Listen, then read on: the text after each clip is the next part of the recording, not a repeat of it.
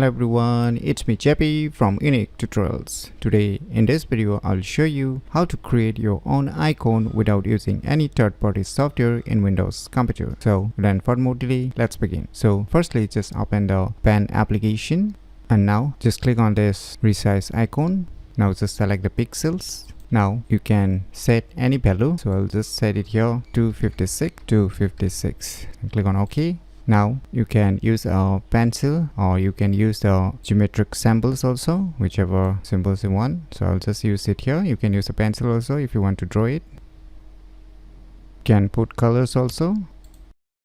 So once you're done with your icon design, now just click on this file, click on this save as, now just click on this other format. Now under the save as type, just click on it. Now select this 24-bit bitmap. Now give the file name whatever name you want to give. Now put extension .ico, click on save. So finally we have created our own custom icon. Now you can close this pen application. Now firstly let me show its properties.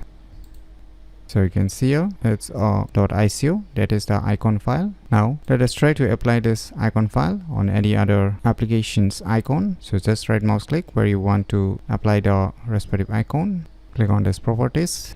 Now click on the change icon, click on browse, select the respective icon that you have created just now, click on open, click on OK, click on apply, click on OK. Now you can see we have applied our own created custom icon on the respective application icon. So by using these cool tricks, you can easily create your own icon without using any third-party software in Windows computer very easily. So if you never known about these cool tricks, then you should definitely give it a try. So if you find this video tutorial useful, please click on the thumbs like button, and if you're new to our channel, click on the subscribe button, and lastly, thanks for watching.